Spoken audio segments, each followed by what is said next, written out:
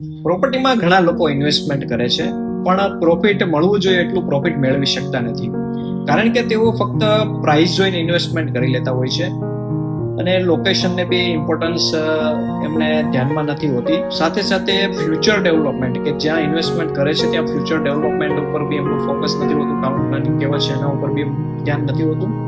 Plus એમની budget range પ્રમાણે એમને કઈ કેટેગરીમાં ઇન્વેસ્ટમેન્ટ કરવું જોઈએ, રેસિડેન્શિયલ, ઇન્ડસ્ટ્રીયલ, કોમર્શિયલ, એનું રાઇટ નોલેજ ન હોય એના કારણે બી એમને રોંગ ઇન્વેસ્ટમેન્ટ થઈ જતું હોય છે.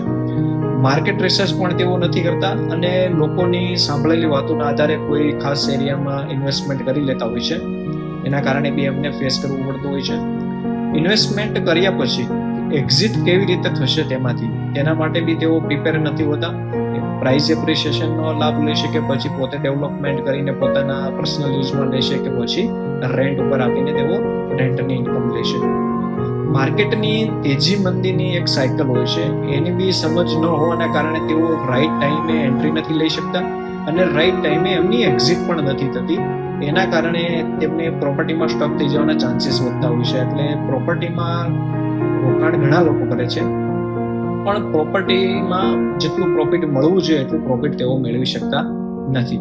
ખાસ આટલી વસ્તુનું રિસર્ચ કરી લેવું જોઈએ, પછી જ પ્રોપર્ટીમાં ઇન્વેસ્ટમેન્ટ કરવું જોઈએ.